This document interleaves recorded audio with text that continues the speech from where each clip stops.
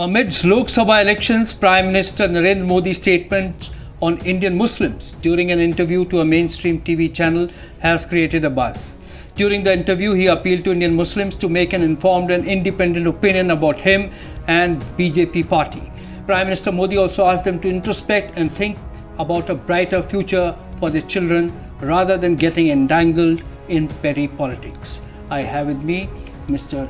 Khwaja Iftikhar Ahmed, a renowned scholar, to discuss Prime Minister's thoughts about Indian Muslims.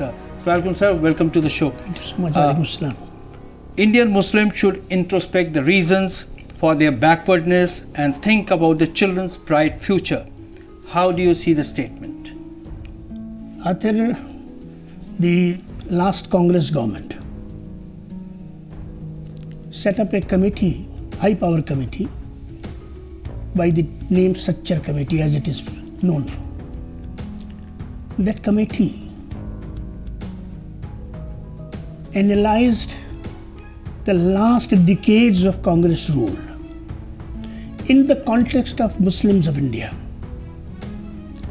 And in a nutshell, the report, with definite figures, analysis and interpretations, duly established that the Muslims of India in all walks of life, whether it is education, it is health, it is sanitation, it is industry, it is trade, it is commerce, or it is any other field of activity or development, they are at the lowest of the lowest ebb of the Indian society.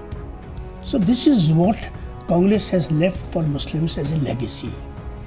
Now you are asking me a question about the Honorable Prime Minister calls upon the Muslim intelligentsia in particular and the Muslim clergy also in particular, that when are you going to introspect your conditions?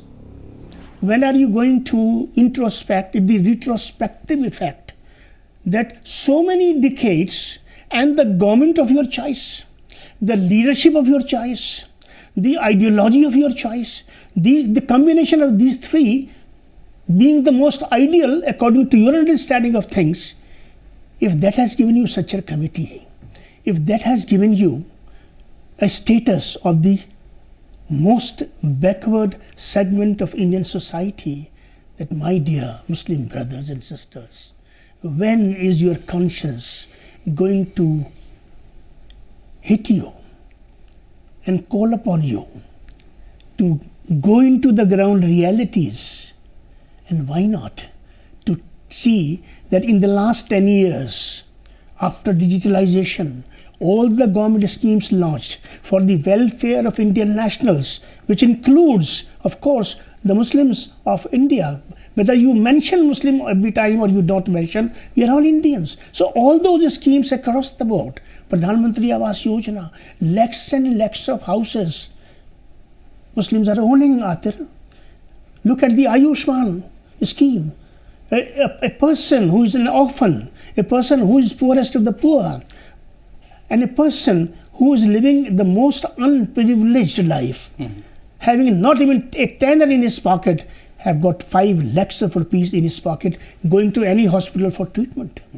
So the Muslims of India, if Prime Minister is calling upon their leadership and upon their intelligentsia, that instead of all the time governed by what others want you to be governed by, instead of when are you going to govern your thoughts yourself, when are you going to go in for fresh thinking and innovative approach, that is the question. And I think across the board, not only this call of the Prime Minister should be welcome, but it should be acted upon, which is more important.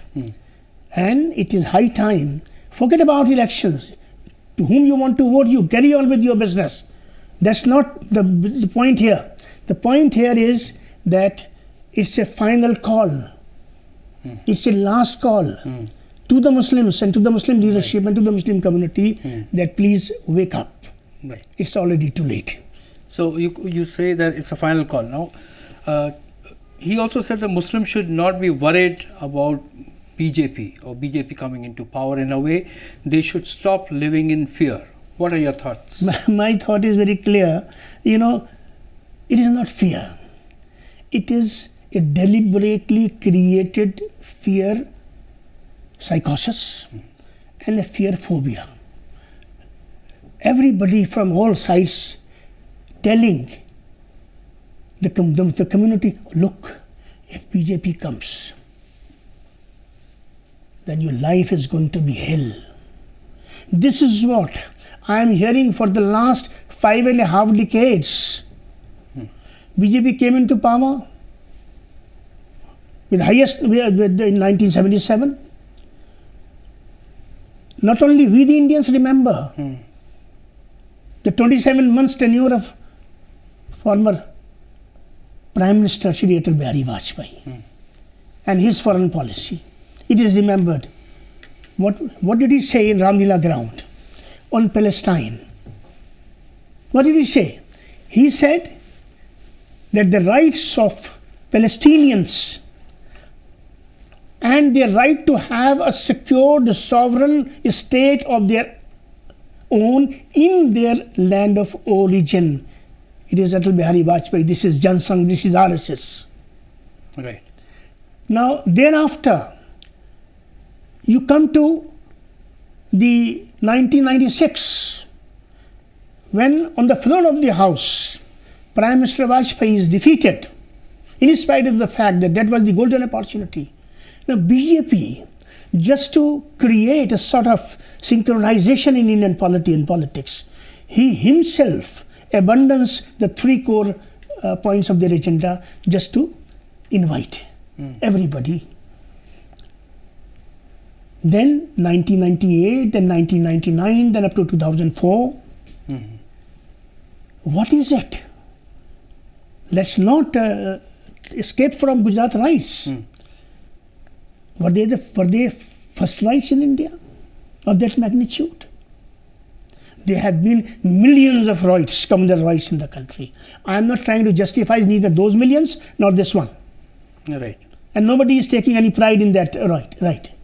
The question is that under these circumstances, creating fear psychosis among the Muslim masses, the last 10 years, Right. isn't it that is a testimony of the credibility of the leadership of Prime Minister Modi, barring few instances of lynching, to which he condemned, and he called the lynchers the Gundas. Right. He called them Yes. the cow vigilantes. What did he say? Even to them, he called Gundas. Now, the question out there is, when such positions are taken, instead of recognizing them, appreciating them, praising them, taking them into your nervous system, into your head and hearts, and into your souls, what do? You make mockery of those gestures, and you continue to take a position which is not your position, which is a position of political parties, of it they are the beneficiaries and we as a community have been the losers. This is where the Prime Minister is trying to give this call to the Muslims of India, that look within yourself and look around in a rational manner, so that you are able to get to the fact and get to the crux of the situation. Right. It's a very it's a typical situation. But sir, can Muslims be blamed for their fears, unfounded they may be, when political parties are stoking fears and Muslim aversion for the BJP? How do you address this? You know, if a rickshaw puller, or if a person who is absolutely illiterate and has the least of understanding of politics and society and so on, if due to a certain happening or mishap, a fear psychosis develops in a natural course in him or in her, it's absolutely normal and logical and understandable. But to whole community, Right. and everybody talking about fear. Right. It's a global world. If BJP is so bad, and Prime Minister Modi is the enemy number 1 of Muslims, Right. then why is he received with such a warmth And why is he offered such an exceptional hospitality? And why is he offered and his government offered the best and most massive investments by the Gulf countries, the rich Arab countries in India? Right. Why it is happening? That means they have understood the reality, and the Muslims of India are yet to realize the facts on ground. I said in one of the programs that the Muslim community in 2014, had it been a smart community, it should have stood by Prime Minister Modi. Imagine, close your eyes, and imagine a situation, had we become partners and had we become active participants in the scheme of things which Prime Minister of India was taking for the development of the whole nation, what would have been the change at the society, in the Muslim economy, and in other service and social sectors. Right. So we lost that opportunity. Right. Likewise, I also said somewhere that second, Pakistan lost that opportunity. The biggest loser. Prime Minister tried with the very first Outreach. the oath-taking ceremony, and it is outreach. To bring Nawaz Sharif, he brought all the South leaders. Yes. That was He went to remarkable. Lahore, Yes. flouting all the protocols. So he did his best. Right. Where is the response? Totally, unpredictable. It's unpredictable. Now people criticize कि उन्होंने protocol को follow नहीं किया. Look at the initiative. Right. Arabs have understood, Atir. Right. So they. The whole Muslim world has understood. Right. When are the Muslims of India going to understand? Yes. That's why I said that the Muslims of India lost the opportunity in 2014, Right. they lost the opportunity in 2019, in 2004 to 2024. He is with open heart, with open arms. I think he has gone for the kind of outreach which no Prime Minister and lone leader, including Atal Bihari Vajpayee, in the last 7 decades have ever taken. Right. So I salute this initiative. I wholeheartedly welcome this initiative, and I, not only me, but thousands of right-minded Muslims will understand and will stand by this statement and will echo this line. Right. The Prime Minister also referred to Muslims losing the opportunity during Congress regime as well. And he said that during that span of time, Muslims could not even get government schemes benefits. And their condition had only deteriorated. Atir, you must recall, I think you have that much of age, 25-point minorities welfare program of Mrs. Gandhi. People used to talk about this minority welfare program. But what I remember, because I am a person who follows things very minutely on the ground, I remember one after the other, and that was the time in most of these states, the governments are of Congress. In center it is Congress. In all the states it is Congress. So Congress has no excuse to offer for the non-implementation Right. or for the inadequate or disproportionate implementation of the schemes.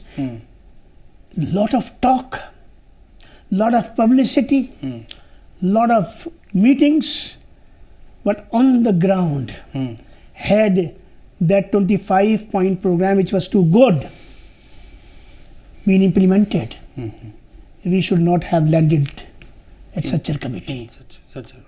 Yes, understandably. But so many would still ask. And Atir, let me also add to this. In the last 10 years, what did Rajiv Gandhi say? Okay, we send 1 rupee from Delhi, only 10 paisa reaches. Right. Now, after digitalization and millions of bank accounts opened Right. of those who could never dream of opening a bank account, the money is straight away going into the account.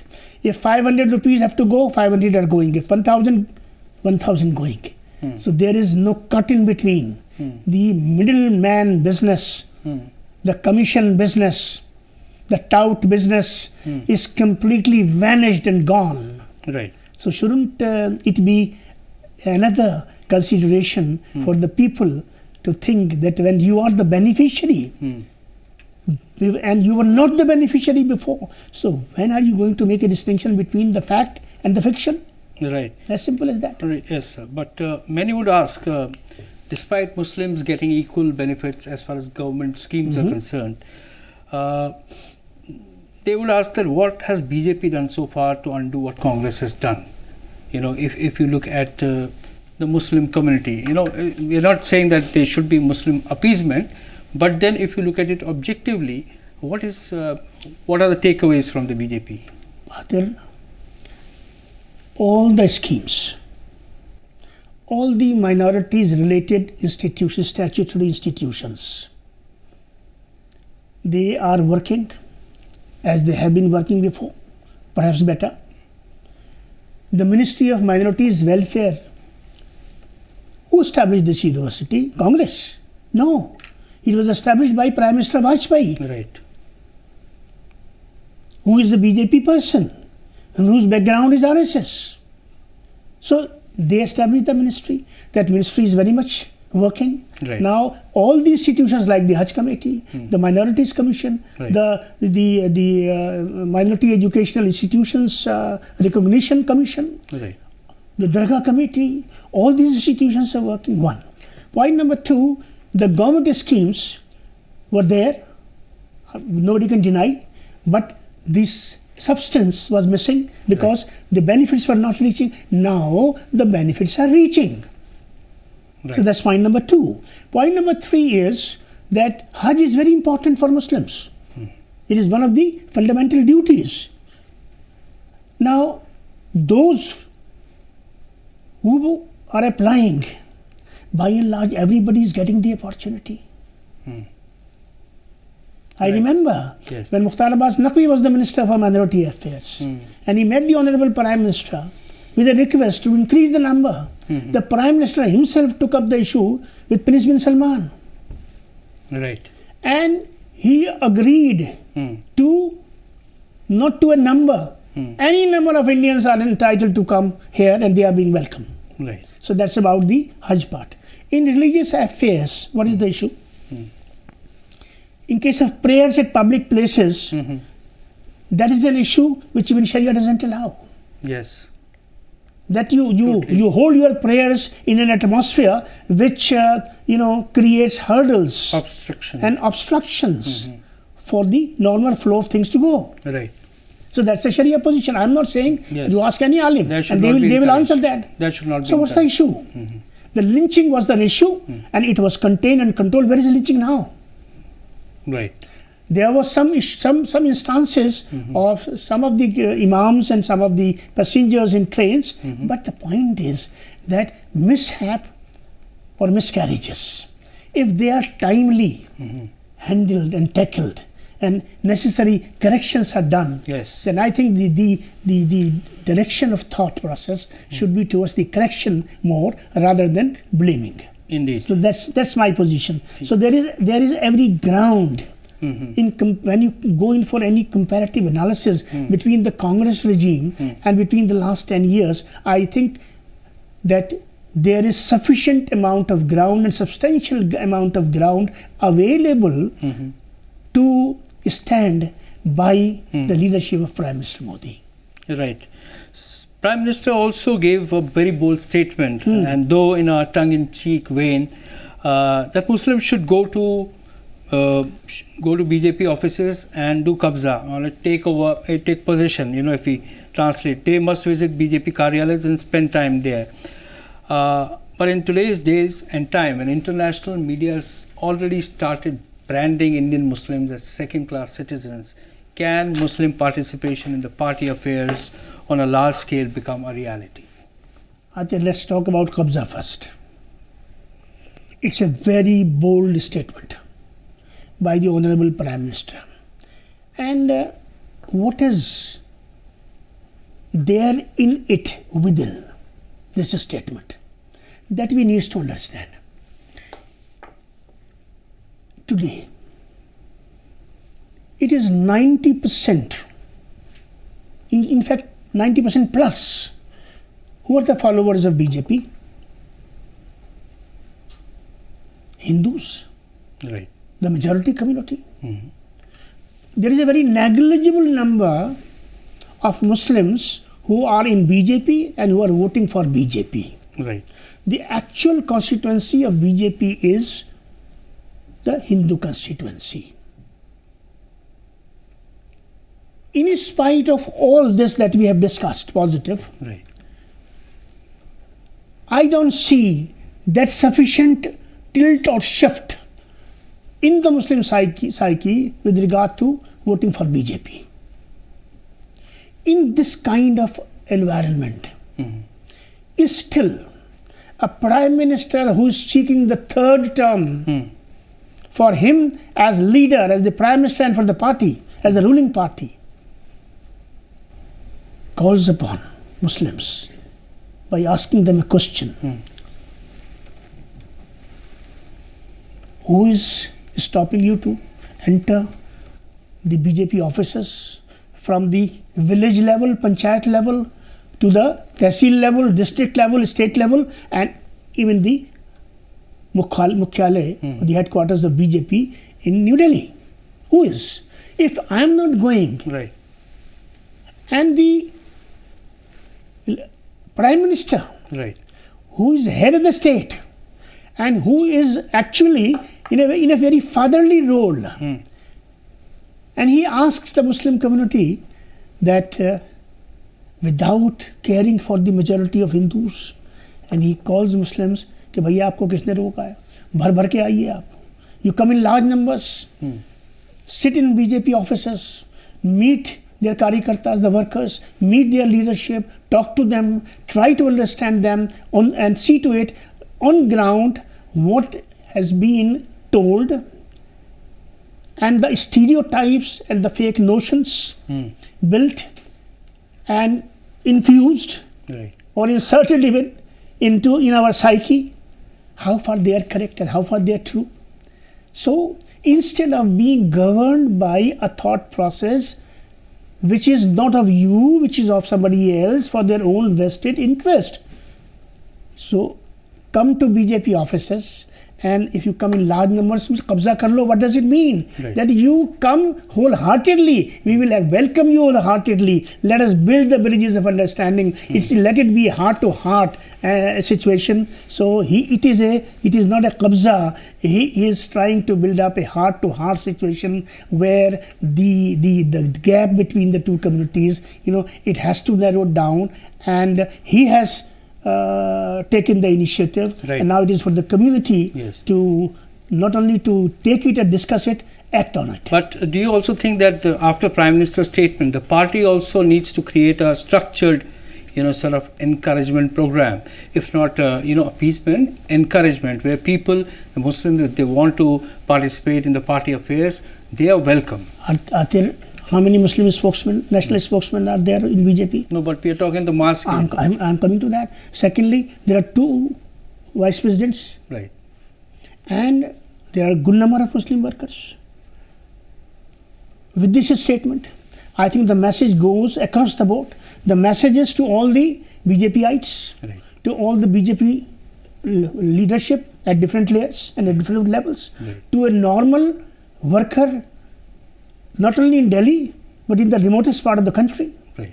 And so also to the Muslims of India, from New Delhi up to the remotest area where Muslims are living. Right. So it's a message across the board. Right. So in that case, when you refer to a structure, we have to think very practically. If an initiative is taken or launched, it's open to everybody to pick that up, to stand by that, Right. and to find a space for yourself. Right. These are all 3 steps which I have to take. Muslims are reluctant and have been reluctant and hesitant rather. Right. And they had their own reservations, right or wrong, irrespective of that. But the amount of initiative, Right. the amount of openness, the amount of reach and outreach, they should have gone, and they can go. What for they are waiting? But sir, many people also ask, why is there no representation in the cabinet, union cabinet, or even if you look at the state legislative assemblies, the representation of Muslims as ministers in the union government. That is the question people ask. as far as that part is concerned, that is the grey area of the government. That Yes. there is that is the grey area of the government, and let us admit that. Number one. Secondly, I remember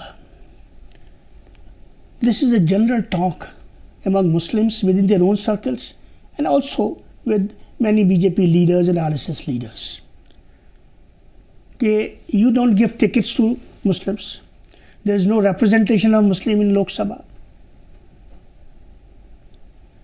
There are two responses to this. One response is that as and when, and you can go into the analysis, as and when the Muslims were given tickets, except 2-3 cases, Shahnawaz, one from Bhagalpur, Mukhtar Abbas Naqvi, one once from Rampur and thereafter never. Right.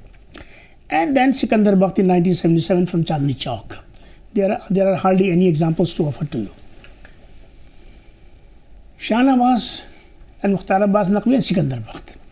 Now, in spite of that, leaving them, as and when Vajpayee ji gave 5 or 6 or 7 tickets, Muslims' demand is give tickets. Tickets were given. Now, once the tickets are given, now people in the constituency are calling upon the community not to vote the BJP candidate, not only to defeat BJP candidate, but make sure that his deposits are forfeited. If you take such an extreme position, Right. you lose your ground to register your complaint. Why are you not giving me the opportunity? I agree. Had I been in that situation, I would have taken a position that once the ticket has been given, and in the background is the tickets are not given, so make sure that the candidate not only win, but win with a thumping majority of the area, so that there is a ground build up within the party, because after all, any political party is going to work for a certain number. Right. It is that number which makes you the ruling, Right. and it is that missing which brings you to opposition. Right. So it is the responsibility of the Muslim community that as and when the BJP gives a ticket or a nomination to them for contesting elections at any levels, then they should make sure that those candidates are positively won, so that more space is generated for more Muslims to get into the election fray. And I would close the point here that look at the elections at the lower levels. The Gujarat is an ideal example for this. Right. There are hundreds of Muslim corporators. Yes. They are winning, they are getting the tickets. Right. If the situation reaches where the Muslim nominees of Bharatiya Janata Party for Lok Sabha elections or for Legislative Assembly elections, if they start winning, Right. the number of contestants will automatically increase. So let us not make this a question as it is a Hindu-Muslim question. It is a question of generating space. You have to create a space to get the space. Right. It's that situation. Yes. Now let's come to Prime Minister's statement on yoga. Yeah. And also that the Muslims worldwide are evolving, and we implied that Indian Muslims are lagging much behind. How do you see these two parts? Health. Urdu में कहते हैं ना, जान है तो जान है. Right. What is most valuable thing? What is most precious in life? It is health, Right. your fitness, your physique. If these three are fine, Right. this is fine. And if this is fine, your thought process is fine. You will be more into responses and least into reactions. Right. Yoga does this. I myself have done. In 2000, Yes. I had gone to New York to attend World Millennium Peace Summit. Right. And the founder of Art of Living Foundation, Sri Ravi Shankar ji, with whom I share a very good relationship. I met him there. And a friend arranged that meeting. And since then we are in touch with each other. Right. Right? He took me to Haridwar in Paramartha Ashram. I had gone there. And then the yoga classes were held. I also learned yoga. And I had a breathing issue. Yes. And It's much better now.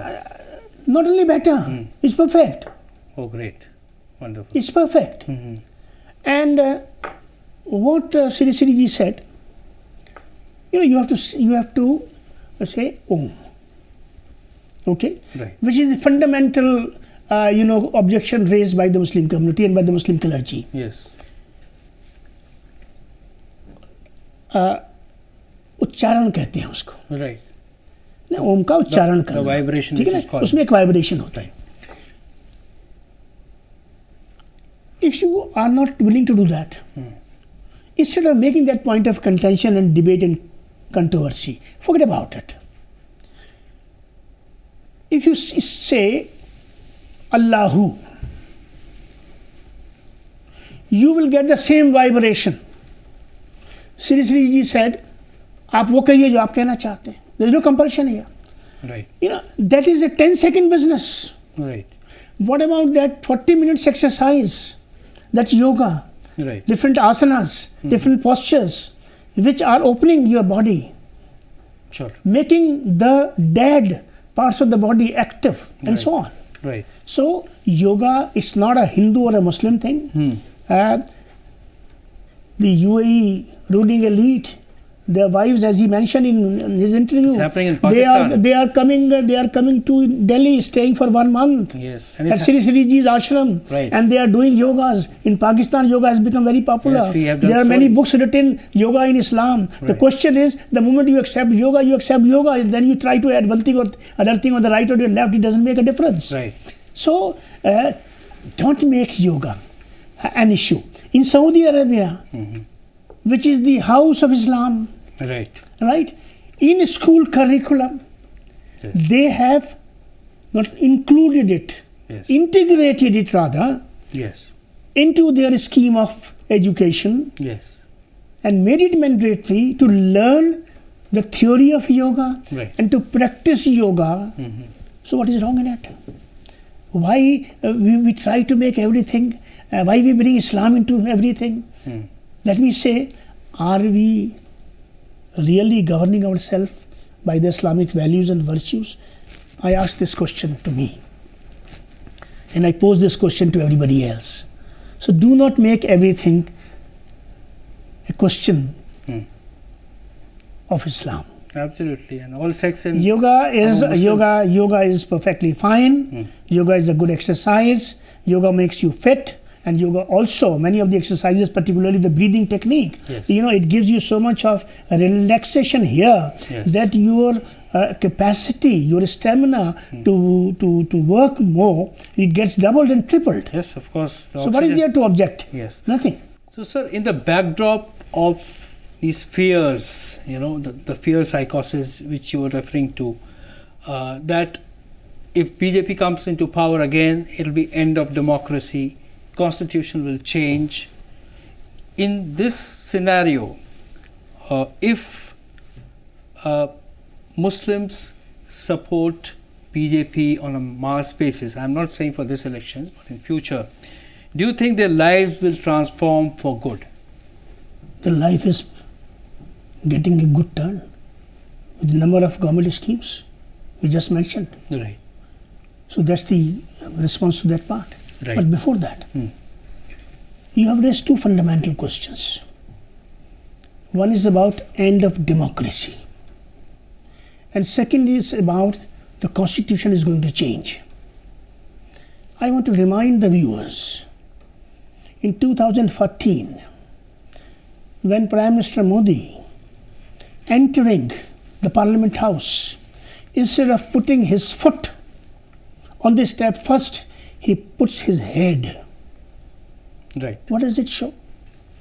Is it a building? Is it the Parliament House? Is the house? Is the temple? Is the headquarter of what? Constitution, supremacy of Constitution, and execution of Constitution. And anything that is to happen in the country, in the house, outside the house, in the society, outside the society, at the domestic front, at the global front, it has to be within the ambit of the Constitution of India. And in his first speech in Lok Sabha, after assuming the prime ministership of the country, what does he say? He calls the house temple. Temple means a place of worship. How much we as Indians value a place of worship, a house of Lord. Secondly, on the Constitution Day was never celebrated, Arthur, in the last 7.5 decades. It is the Honorable Prime Minister who declares the Constitution Day as a day of national celebration. And now people are talking about, and day and night, he is talking about Bhimrao Ambedkar ji, the founder of Indian Constitution, the architect of Indian Constitution. And now you are talking about Constitution will be changed. There will be no elections. There's going to be end of democracy. There may be end of democracy. My take is that. Right. There may be end of democracy, but there will be never ever end of democracy, because democracy is not something which came to India in 1950. Right. Democracy in this country is for the last thousands and thousands of years. Had that been not a situation, Atir, Islam could have entered here, Christianity could have entered here, Judaism could have come here, Baha'is could have come here. So many religions, Christianity, and all kinds of ideologies. Right. Those who believe in God and those who are atheists. Have you ever heard of any communal rights on these lines or on these bases in this country? So a country, for India, for Bharat, democracy is in its breed, in its blood, for thousands and thousands of years. So anybody talking about the end of democracy is living in fool's paradise. Yes, indeed. We have a very rich... and the last part which yes. you have asked about should Muslims vote or not? Well, I am nobody to ask anybody to whom to vote. But I will definitely say, and I have said it, it is on record in my book, The Meeting of Minds, that howsoever bad you think about BJP and the BJP leaders, what is democracy? You have tried all those who have been your ideals and your models, and what they have given you in your hand, such a committee, you are the most backward. Now, there is another person who comes from a counter ideology, and he says that try me also out. Well, if you don't find me up to the mark, shift. Muslims until now have not been dynamic enough, which they should have been, to make sure that they hold a strong vote bank. They have spoiled their vote bank by taking the same position repeatedly and repeatedly and repeatedly. It's high time that Muslims should give a try to Prime Minister Modi also. And if they do that, I'm 101% sure that then thereafter they will not look on any other side except this.